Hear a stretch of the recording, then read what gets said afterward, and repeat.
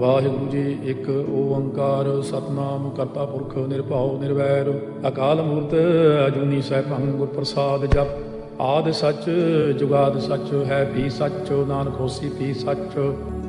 Guru Nanak Dev was born to Father Mehta Kalu and Mata Tripta in Talwandi, that is present-day Pakistan, on April 15th, 1469. Guru Nanak was the founder of Sikhism, one of the youngest religions. Guru Nanak became the first Sikh Guru, and his spiritual teachings laid the foundation on which Sikhism was formed. Nanak was born into middle-class Hindu family and raised by his parents Mehta Kalu and Mata Tripta. He spent most of his childhood with his older sister, Bebe Nanaki. As he was fond of her as a child, Nanak went on to astound many with his intelligence and his interest towards divine subjects.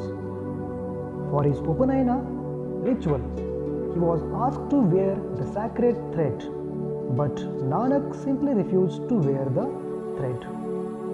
When the priest insisted him, a young Nanak took everyone by surprise by asking for a thread that is sacred in every sense of the word.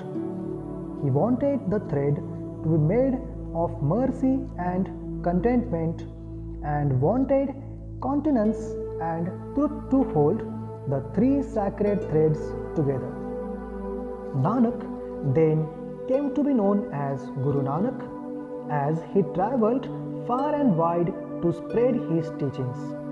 He founded Sikhism, one of the youngest religions, through his teachings.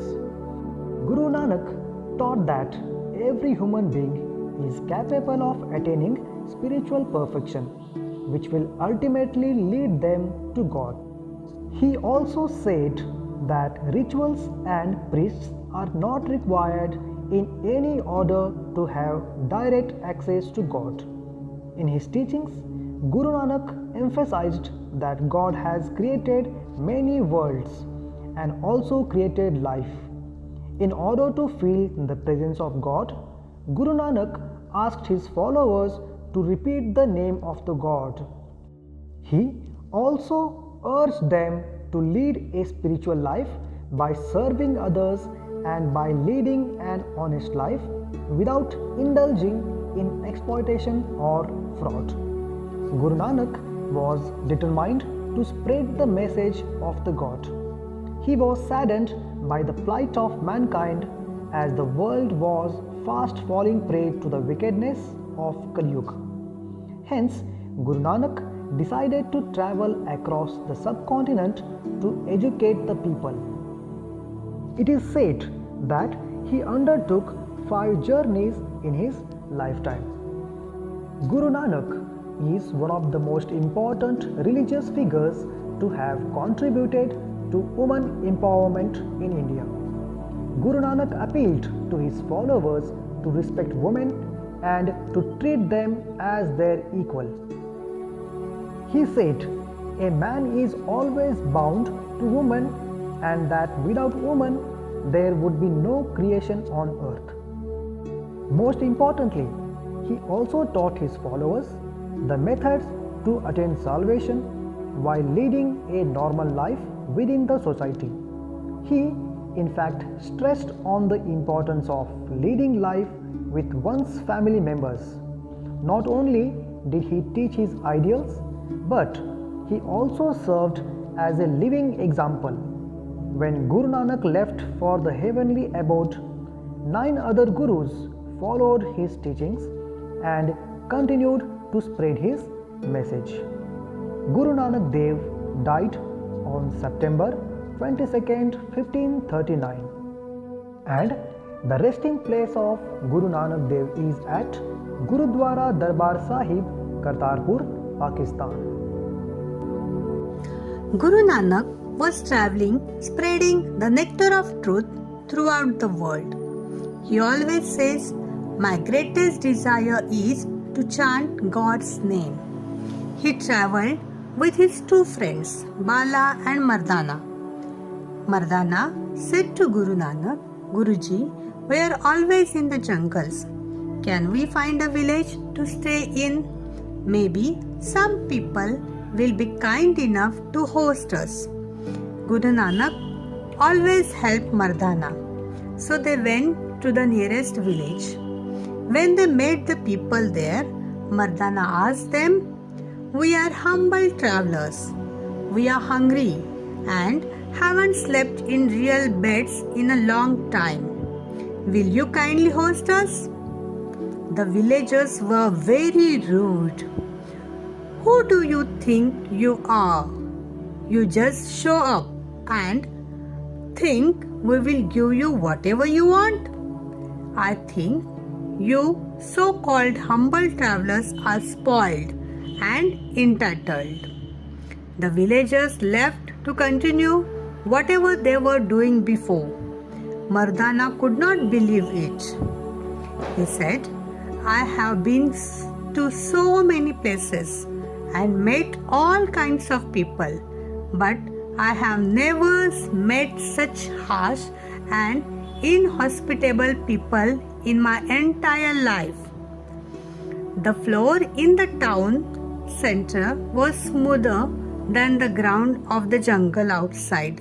So Guru Nanak, Bala and Mardana stayed in that village.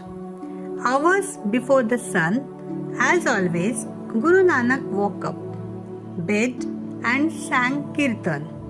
In most places, people were enchanted by beautiful voice of the Guru. But not here. The villagers said, hey, what is that noise?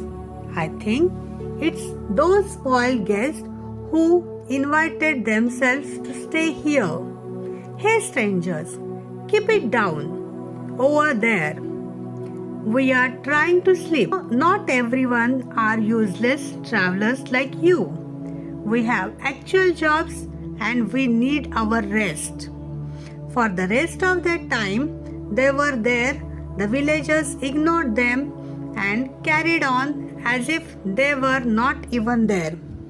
Soon enough, they left the village. The villagers picked up the rocks and began to throw them at Guruji, Bala and Mardana, saying bye-bye, good riddance, and don't come back. Guru Nanak turned towards that village and raised his hand to give a blessing, Vasde Raho. May you all be blessed to stay where you are. Mardana thought, why does Guruji bless them? Those people treated us horribly. In fact, I don't think they deserve his blessing at all. And what does that mean anyways? May they continue to live here like they should prosper as they are. They continue to travel. Soon enough, they come to another village. Mardana said, I will ask these people if we can stay.